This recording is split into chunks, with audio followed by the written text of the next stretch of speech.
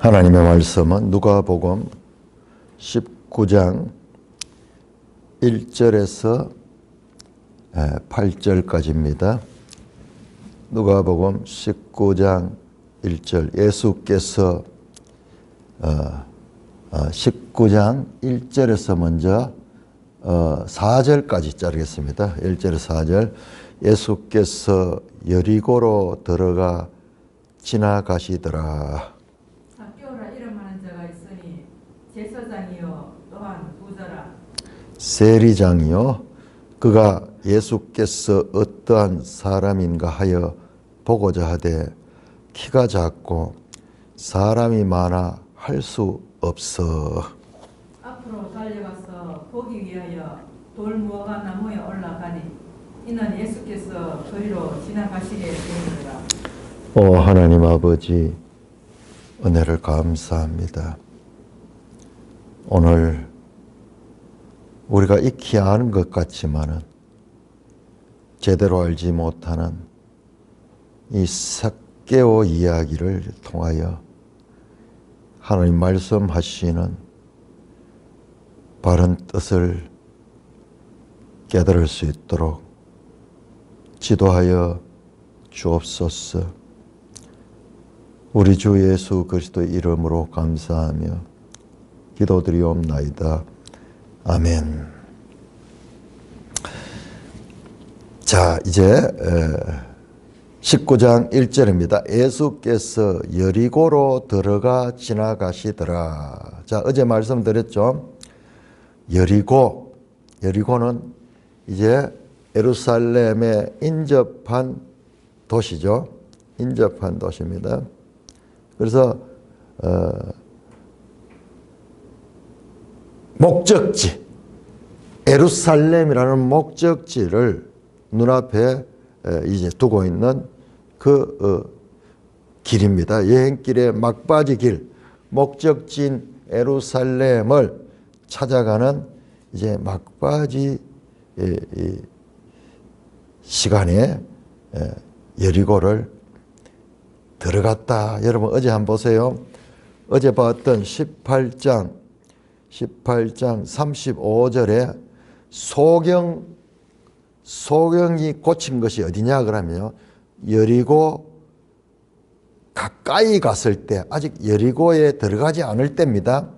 여리고 밖에서, 여리고에 근접한 곳에서 일어났던 사건이고, 그 다음에 오늘 본문은 여리고 안에서 들어가다, 여리고 안으로 들어가시면서 여리고 도시를 지나가고 있습니다. 그러니까는 지금 이 저자 누가가 얼마나 이런 데 대해 가지고 예루살렘이라는 목적지를 앞두고 여리고에서부터 이제 여리고 밖에서 여리고 안으로, 그 다음에 또 보시면은요, 여리고에서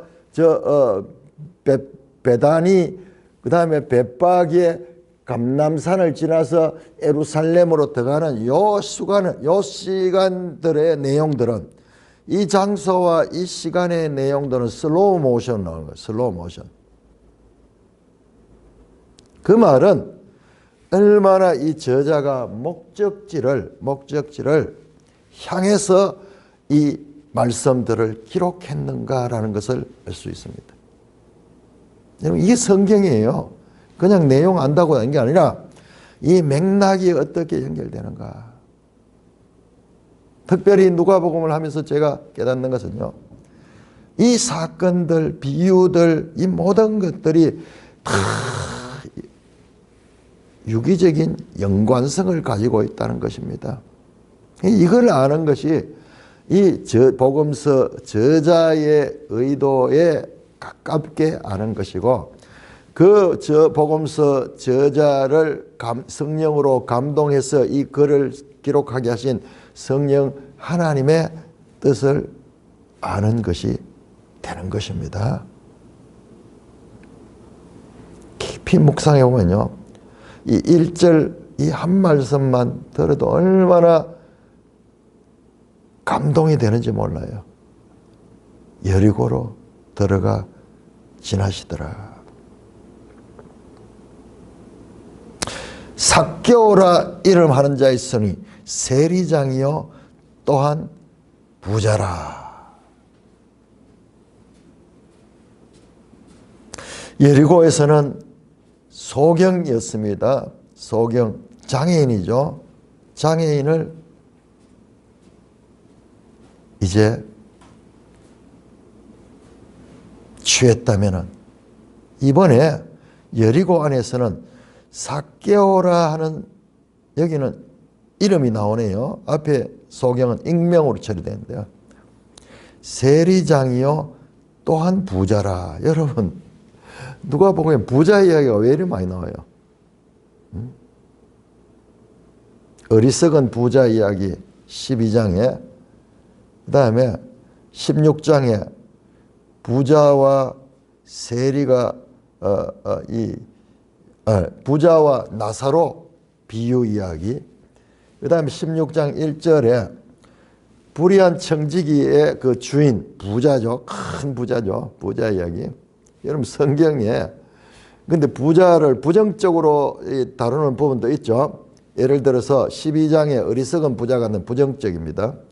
그 다음에 16장 19절에 31절에 나오는 그 나사로와 대조되는 그 부자도 부정적인 인물입니다. 그러나 16장 1절에 나오는 불의한 청지기에 나오는 부자는 정말 이 하나님을 나타내는 그런 상징이에요.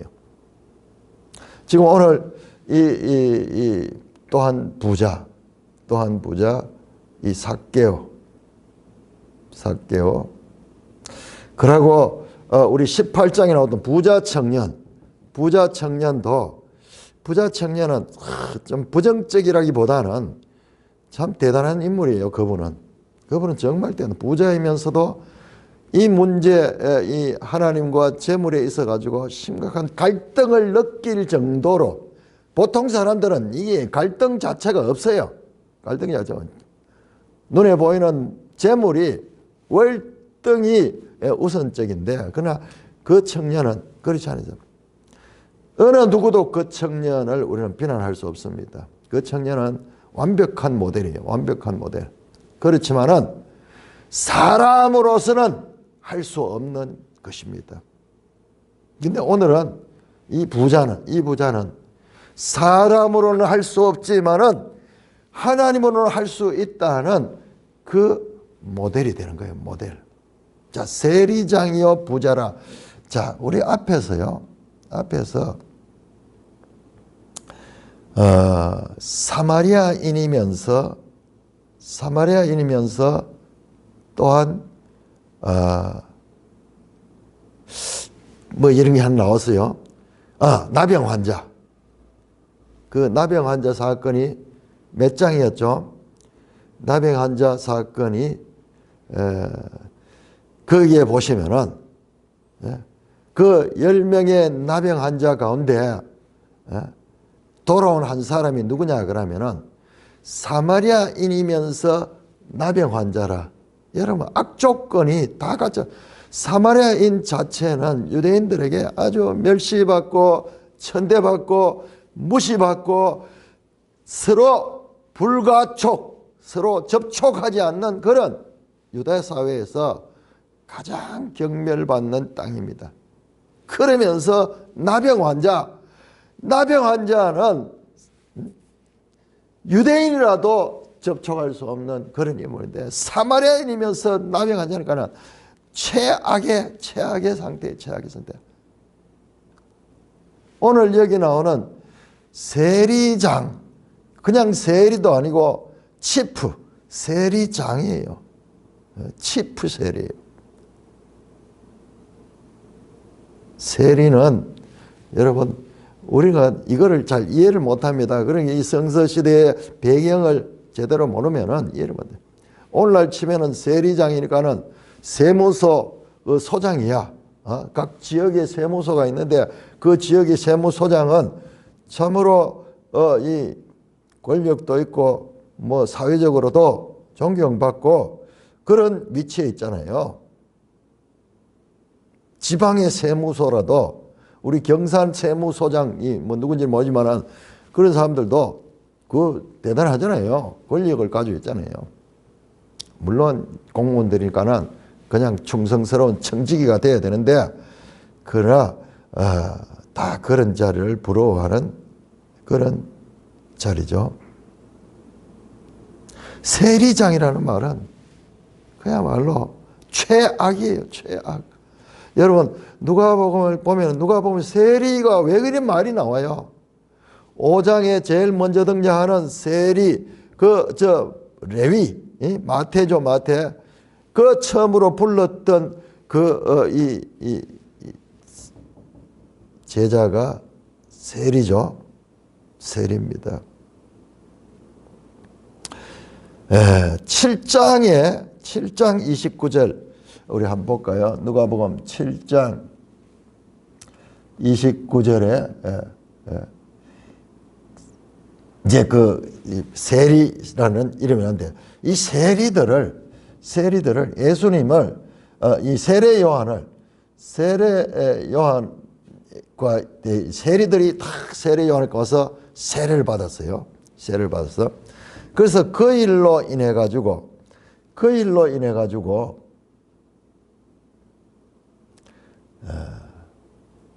7장 34절 보면은 예수님께서 말씀합니다. 인자는 와서 먹고 마시면 너희 말이 보기를 보라 먹기를 탐하고 포도주를 즐기는 세리와 죄인의 친구로다. 세리와 죄인이 같은 의미의 다른 표현으로 이렇게 평행법으로 표현됩니다. 이게 여러 군데 나옵니다. 15장 1절에 보세요. 15장 1절 유명한 이 돌아온 탕자 이 내용이 나오는 거기 보세요. 15장 1절에 이 돌아온 탕자라든지 잃어버린 양 찾는 이게 전 비유거든요. 근데 누구한테 비유를 했는가? 그 비유가 15장 1절에 보세요. 세리와 죄인들이 말씀을 들으러 갖고 왔다. 그런데 2절에 보세요. 바리새인들이 이 사람이 죄인을 영접하고 음식을 세리 이코르 죄인이야. 죄인. 그래서 1절은 세리와 죄인을 하나로 엮었고 2절에서는 그냥 죄인으로 바리새인들이 그렇게 혹평하는 것을 볼 수 있습니다. 그래서 이 세리 이야기는 누가 보면 말이 나오는데 그게 그냥 오늘 개념이 아니고 최악의 이 평가를 받는 그 유대 사회의 직업입니다.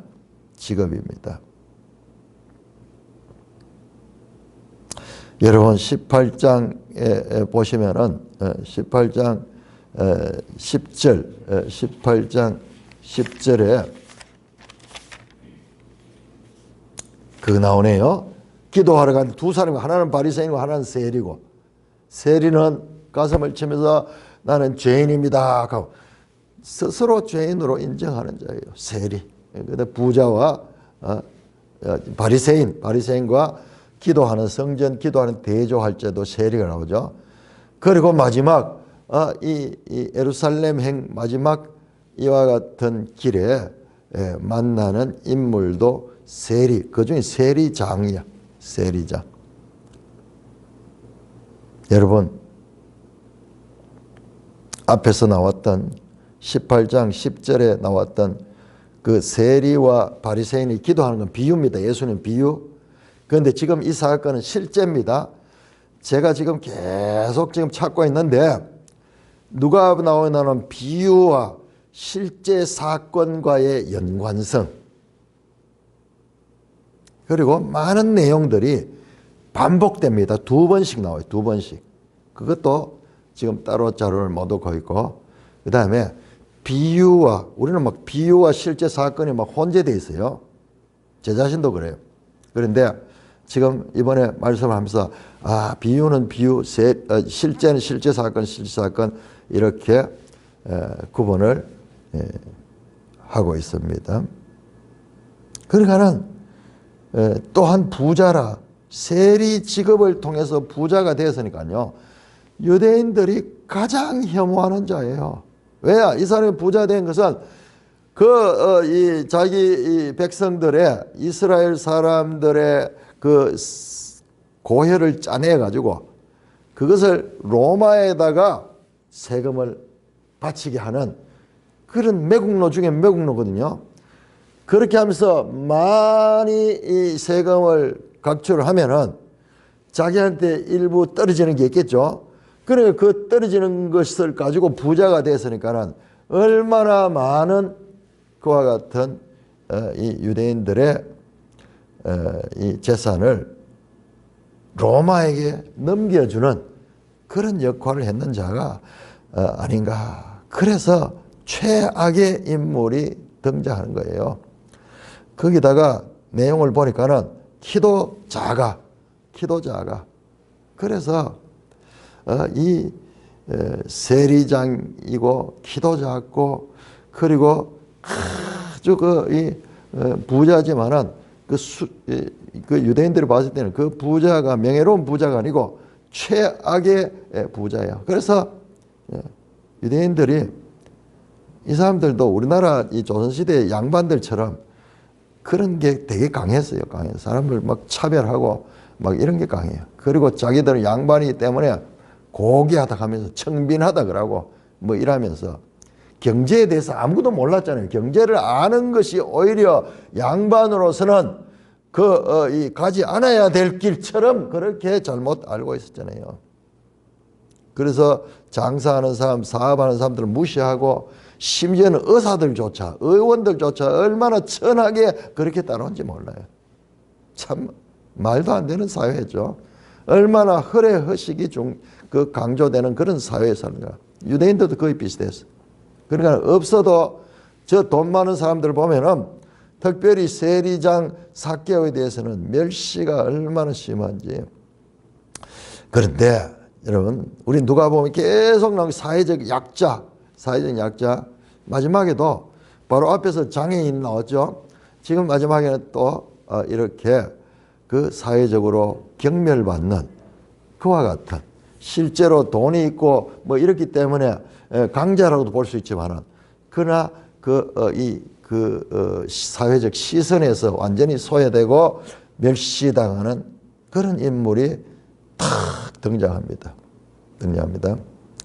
3절입니다. 그가 예수께서 어떤 사람인가 하여 보고자 하되 키가 작고 사람이 많아 할 수 없었다. 여러분 여기 할 수 없다 하는 게 오크 두나마이 하는 게 두나미스 할 수 있다. 능력을 이야기하거든요.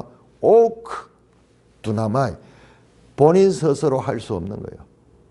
그러니까는 키도 작고 사람들도 많고 이렇기 때문에 간절한 예수님을 보고자 하는 그런 마음이 있지만은 이 사람들의 장벽에 막혀 갈 수 없는 거예요. 그래서 어떻게 하냐? 적극적으로 지금 현실적으로 안 되면은 그냥 포기하는 것이 아니고 이 가운데서 어떻게 하면은 예수님을 만나볼 수 있을까? 그러면서 생각을 하는 거예요. 적극적으로. 그래서 앞으로 달려가서 지금 예수님 이 무리들이 여기 있는데 저 앞길로 가서 그 길이 그렇게 나 있으니까는 거리로 올 거를 생각하고 눈치 빠르죠. 그렇게 해서 앞으로 올라가서 돌 무화과 나무에 올라가서 미리 기다리고 있는 거예요. 여러분 바로 여리고 바깥에서 여리고로 들어가기 전에 소경을 만났는데 소경이 볼 수 없었잖아요. 볼 수 없어서 그렇지만 간절히 보고자 하는 이 마음이 있으니까는 어떻게 했습니까? 소리질러 다윗의 아들 다윗의 후손 예수여 나를 불쌍히 여기소서. 제자들이 꾸짖었죠. 입 닥쳐라 그러고 그를 밀쳐냈죠. 그런데 다시 거기에 불구하고 그럼에도 불구하고 고함을 치며 다윗의 아들 다윗의 후손 예수여 나를 불쌍히 여기소서 크게 소리쳤죠.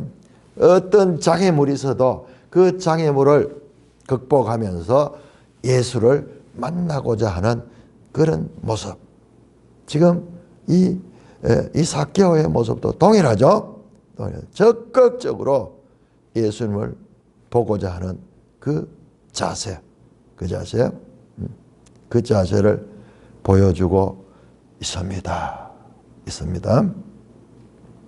삭개오는 부자였지만 사회적 냉대로 소외된 자신의 처지 때문에 소문에요, 예수라는 사람이 있는데 그는 세리와 죄인의 친구다 하는 소문을 들은 거예요. 여러분, 앞에서 소경들 사회에도 그 소경을 낫게 한다는 그런 소문들이 소경들 사회에 빨리 퍼져 나갔다지. 이 세리장인 이 세리 삭개오의 기에도 세리들조차도 예수님은 차별하지 않으신다, 세리들을 받아주신다 하는 이런 소문을 들었던 것 같아요. 그러니까 적극적으로 예수님을 찾고자 하는 그런 동경과 갈망이 있었기 때문에 이렇게 적극적으로 예수님을 찾아오는 모습을 볼 수 있습니다. 여러분, 앞에서 기도에 대한 비유를 할 적에 그렇게 나왔죠. 낙심치 말고 기도할 것을 가르치되, 불의한 재판장에게 그 가난한 과부가 억울한 일을 있어서 찾아가서 계속 구하는 지금 그와 같은 비유에 나오는 그와 같은 내용들이 실제 현실에서 어떻게 나타나는가를 보여주는 실제 사건입니다. 5절에서 8절까지 교독합니다. 누가복음 19장 5절. 예수께서 그곳에 이르사 쳐다보시고 이르시되 삭개오야 속히 내려오라. 내가 오늘 내 집에 유하여야 하겠다 하시니. 급히 내려와 즐거워하며 영접하거늘. 뭇사람이 보고 수군거려 이르되 저가 죄인의 집에 유하러 들어갔도다 하더라. 삭개오가 서서 주께 여짜오되 주여 보시옵소서, 내 소유의 절반을 가난한 자들에게 주겠사오며 만일 누구의 것을 속여 뺏은 일이 있으면 네 갑절이나 갚겠나이다. 자, 이렇게 근데 예수님께서 지나가시다가 그 무화과 나무 위에 미리 가서 서 있던 그 삭개오 앞을 지나다가 쳐다보셨다. 나무에 있는 삭개오를 쳐다보셨다. 많은 군중 중에 있던 소경의 외침 소리, 그 수많은 그 소리도 있는데 그 가운데서도 그 소리를 듣고 그를 주목하시고 그를 찾아갔듯이 이번에는 그 무수한 사람들 중에 삭개오를 쳐다보시고, 그러니까 예수님은 알고 계시는 거죠. 알고 계시는 거죠. 마음까지 다 알고 있고, 높은 데 있으니까 땅만 보고 하면 보지 않았을 텐데, 이 모든 것들이요, 예수님 시대에 일어난 이 모든 사건들은 신적 이와 같은 애정에 의해서 일어난 사건들입니다. 자, 그리고 삭개오야 속히 내려오라. 내가 오늘 너 집에 유하여야겠다. 예수님이 삭개오를 찾습니다.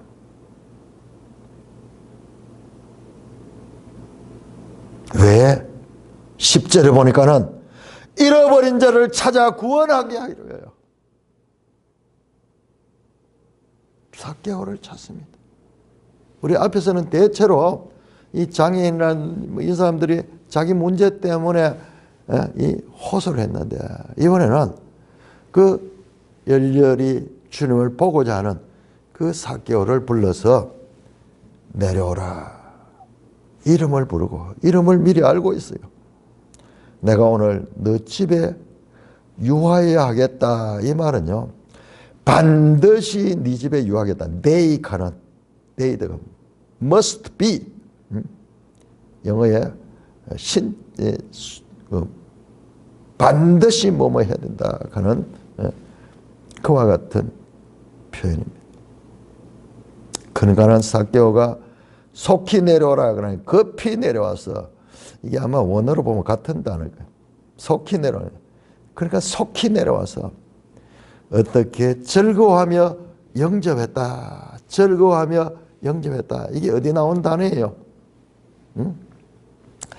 15장에서 즐거워하면서 영접하며 잔치를 베풀던 그 99마리 잃은 양 가운데, 99마리 양 가운데 한 마리를 잃은 그 양을 찾았던 그 목자처럼, 한 드라크마를 잃어버렸다가 그 드라크마를 찾을 때 즐거워하며 잔치를 벌였던 그 여인처럼, 그리고 11장에서 32절에 나왔던 그 잃어버린 아들을 찾아서 잔치를 벌이던 그 아버지의 마음처럼 즐거워하며 영접했다.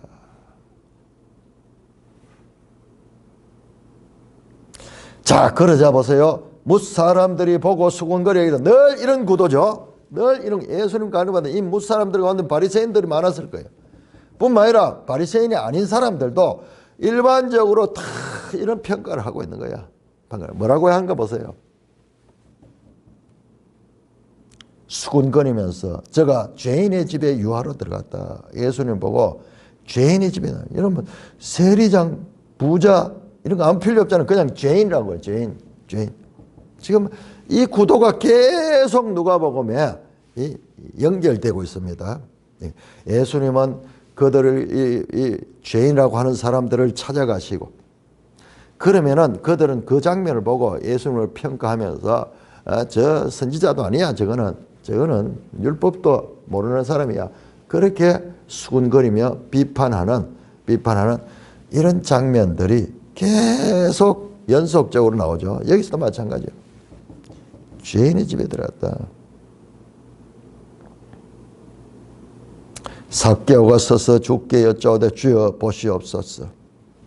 내 소유의 절반을 가난한 자들에게 주겠사오니 만일 누구의 것을 속여 빼앗은 있으면 내 값질이나 갚겠나이다.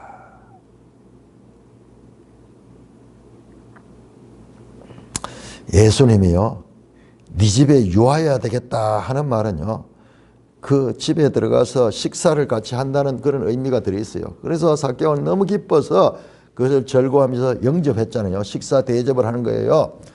이것은 앞에서도 봤지만 유대인들이 식사 교제 요청은 이거는 정말로 친밀한 사람들에만, 그리고 사회적으로 서로 격이 맞는 사람들끼리만 이루어지는 친밀감의 표현이에요. 그러므로 삭개오와 아무도 일반인들은 같이 식사하지 않는 거예요. 그러므로 말미암아 삭개오는 몹시 흥분됐습니다. 지금 자기의 주변에 있는 사람들은 자기를 무시하고 멸시하고 이 식사할 수 있는 이런 것을 초청해도 다 거절하지만은 오히려 주님이 그 초청을 요구를 했습니다. 그런 주님의 이 마음을 읽고 그 주님으로 그를 영접하는 것을 보고 그는 즐거이 영접하고 세상 사람들의 손가락질을 여의치 아니하고 그와 더불어 함께 먹고 마셨습니다. 이 장면을 보고 삭개오가, 누가 주님이 무슨 말을 한 것도 없어요. 그런데 주여 보시옵소서, 내 소유의 절반을 가난한 자들에게 주겠다. 여러분 앞에 나왔잖아요. 땅에 있는 재물을 가난한 자들에게 나눠주고 어려운 자들에게 구제하면은, 그래야면 그 재물이 어떻게 막 하늘 창고에 저장이 되고 하늘에 헤어지 않는 배낭에 보화를 채우는 것이 된다는 말씀을 하셨는데, 지금 삭개오는 스스로 자신의 소의 절반을 가난한 자들에게 주겠다고 합니다. 주님을 영접한 삭개오에 일어난 변화는 여러분 사회적 멸시를 받지만 큰 부자가 되기 위해서는 어떻게 딴 사람들의 평가를 개의치 아니하고 수전노처럼 돈을 모았겠죠. 돈을 모았겠죠. 근데 그것을 그대로 지금 내어놓고자 합니다. 부자가 하나님 나라에 들어가는 일은 낙타가 바늘기에 들어가는 것보다도 어렵다고 18장 25절에서 말씀했는데, 그런데 이 삭개오는 자기의 소유의 절반을 스스로 지금 이 구제를 위해서 내겠다고 말씀합니다. 이 일은 누가 할 수 있습니까? 아무도 할 수 없습니다. 오직 사람으로 할 수 없는 것을 하나님은 할 수 있느니라. 18장 27절에 나왔던 그 부자 청년 사건에서 불가능했던 것, 그것이 이 삭개오에 있어 가지고는 가능하다. 그래서 우리 매일 성경 제목이 바늘귀를 통과한 부자다. 부자는 낙타가 이 바늘귀를 통과하는 것보다 부자가 하나님 나라 들어가기 어렵다고 그랬는데, 이 삭개오는 나중에 보면 구원을 받습니다. 부자이지만은 그 불가능한 일을 이 구원을 얻게 되는 모습을 볼 수 있습니다. 주님을 만나자 삭개오는 자신이 가지고 있던 이 소유가 지극히 작은 것에 해당된다는 것을 명확하게 알게 되는 거예요. 지극히 작은 것이다. 이것은 유한한 것이고 일시적인 것이고, 이것은 내가 가지고 있어봤자 죽으면 아무 소용이 없는, 오히려 우리 가족들에 있어가지고 이것이 화가 될 수 있는 그런 것이 될 수 있다. 그래서 지극히 작은 것을, 그리고 그 삶 가운데서 이 환원하는, 사회에 환원하는 그런 지금 실행을 하고 있습니다. 물질에 대한 가치관이 바뀌게 된 것입니다. 뿐만 아니라 만일 누구의 것을 속여 빼앗은 일이 있으면 부당하게 그렇게 세금을 얼마 10만 원 받아야 되는데 50만 원 받게 해가지고 자기가 착복하거나 삭개오가 그런 일이 별로 없었던 것 같아요. 근데 그런 일이 만약 있었다면은 내가 그 빼앗은 것에 내갑절이나 갚겠습니다. 요 내갑절 가는 게 여기에 율법의 그 규정이에요. 율법의 규정. 물질적 회심이 일어나고 있습니다. 여러분 여기 회개라는 말은 안 나오잖아요. 지금 회개한 행동이 나오잖아요. 회심한 행동이 나오잖아요. 행동. 예수님 오신 게 뭡니까? 죄인들을 찾아 회개하게 하려다. 그 회개는 어떻게 지금 구원으로 이르는 하나님 나라로 갈 수 있는 그와 같은 이 변화를 주는 그 전제가 회개입니다. 자, 9절 10절입니다. 9절 10절. 누가복음 19장 9절 예수께서 이르시되 오늘 구원이 이 집에 이르렀으니 이 사람도 아브라함의 자손임이로다.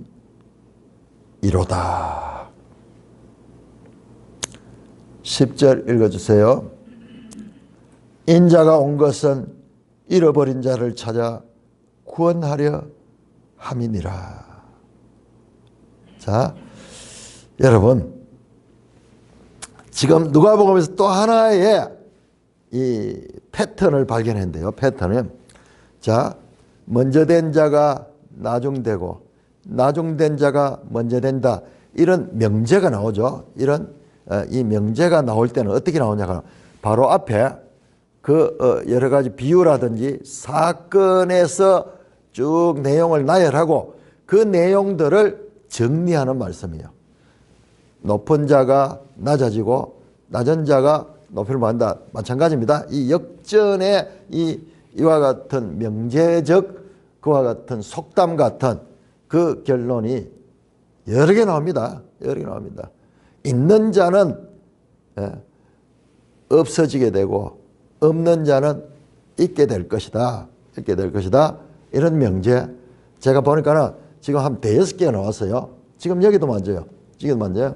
인자가 온 것은 잃어버린 자를 찾아 구원하러 왔다는 이 명제가 나오기 전에 지금 이 삭개오 사건이 바로 이와 같은 명제적 정의를 내리는 하나의 소재가 되는 거죠. 소재가 되는.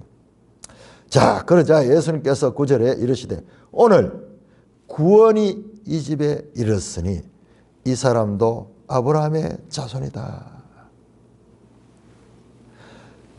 모든 사람들이 죄인이라고 지명하고 있는 그 삭개오게 구원이 오늘 이 집에 이르렀다. 세상 사람들이 갖고 있는 그와 같은 관념을 완전히 뒤집은 역설적인 그런 말씀이 선포됩니다. 이 사람도 누구냐? 아브라함의 자손이다. 이 사람도 아브라함의 자손이다. 여러분 놀라운 것은요. 아브라함의 딸 그리고 지금 아브라함의 아들이에요. 여기 자손이란 말이 아들이에요. 히오스하는 게 아들입니다. 아들인데요. 우리 번역을 그냥 아들 이제 자손이 되니까는 그렇게 의역했는 거예요. 아들이죠. 여러분 누가복음 3장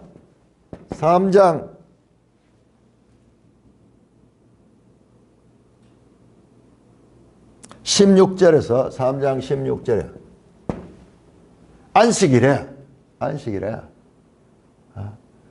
예수님을 찾아온 병자 그 병자를 예수님이 고쳤습니다. 그 여자 그래서 이 사람도 아브라함의 딸이라 말했어요. 그리고 지금 이 19장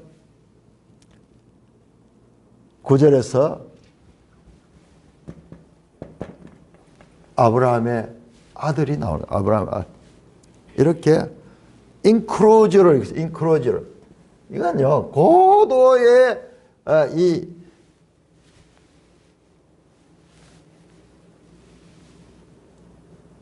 그런 구조를 가지고 인크로저를 가지고 인크로저를 이루고 있다. 교차 대꾸를 이루죠. 교차 대꾸.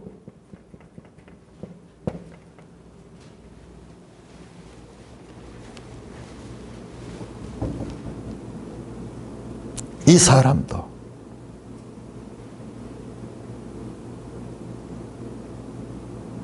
다 사람들이 죄인으로 생각하고 이 사람은 아브라함의 자손이 아니라고 무시하고 멸시하는데 그러나 예수님은 바로 아브라함의 자손임을 선포하고 구원받은 하나님의 아들임을 선포하고 있습니다. 자, 그리고 예수님 말씀합니다. 10절에 결론적으로 인자가 온 것은 잃어버린 자를 찾아 구원하러 왔다. 여러분 이게 예수님이 이 땅에 오신 목적이잖아요. 목적. 구체적으로 15장 3절에서 10절에 나왔던 그 잃어버린 양 한 마리, 잃어버린 드라크마 하나, 그리고 잃어버린 아들,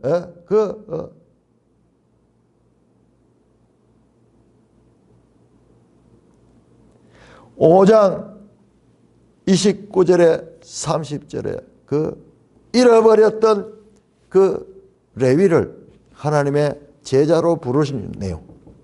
7장에 36절에 50절에 그냥 이름도 없어 죄인인 여자 향유를 가져오는데 예수님 앞에 나왔던 그 죄인인 여자 그런 사람들 찾아 구원하였다. 여러분 인자가 온 것은 죄인들을 불러 회개시키러 왔다. 5장 29절 32절 5장 32절 인자가 온 목적 목적이잖아요. 목적. 오늘 여기에 또다시 목적이 나옵니다. 인자가 온 것은 19장 10절에 인자가 온 것은 잃어버린 자를 찾아 구원하러 왔다. 잃어버린 자를 찾아 구원하러 왔다.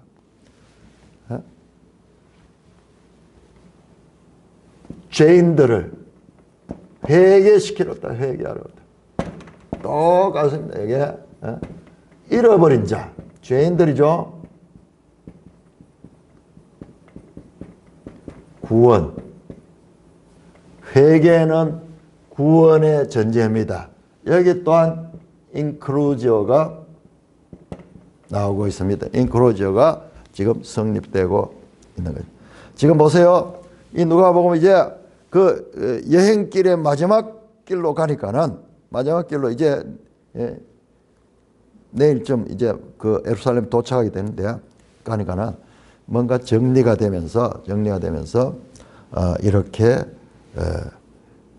큰 이 구조들이 보이게 됩니다. 이 여행기사 막바지에 나오는 여리고서 이번에 예수님의 역사하심은 장애인들이 아니고 그런 육적인 치유가 아니고 마음에 큰 상처를 입었던 자들의 그 마음을 회복시키시며 그 마음의 회심을 일으키며 그들을 구원하여 이르는 사건으로 나타나고 있습니다. 9절에서 10절은 예수님의 권세가 구원의 현재적이고 적극적 표현인 오늘이라는 말을 통해서 나타납니다.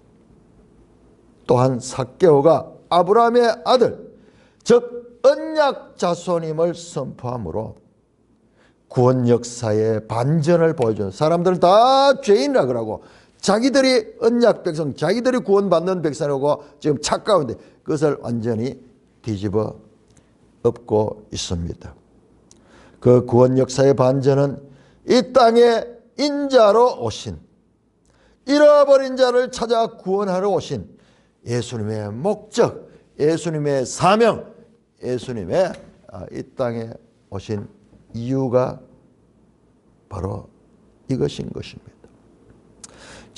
여러분들 오늘 이 19장 삭개오 사건은 16장에 나왔던 부자와 나사로 사건의 부자, 그 다음에 18장에 나왔던 부자 관리 청년에서는 불가능한 것 같았던 회개한 부자로서의 이미지와 15장에 나왔던 잃어버렸다가 다시 찾던 둘째 아들의 이미지가 함께 나타나고 있습니다.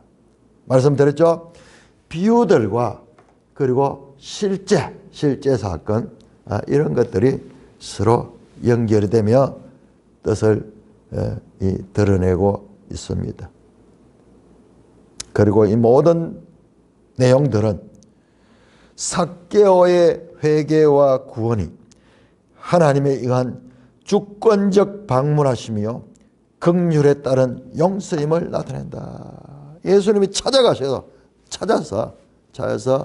그렇게 그를 구원시키는, 잃어버린 자를 찾아 구원하게 하는 예수님의 이 땅에 온 목적을 선명하게 보내주는 아주 중요한 사건이면서 앞에 나왔던 비유들, 앞에 나왔던 사건들의 우리에게 미진한 것, 그럼 부자는 그러면 천국에 갈 수 없단 말인가? 거기에 대한 답까지 주고 있는 그와 같은 내용을 담고 있습니다. 찬송가 289장입니다.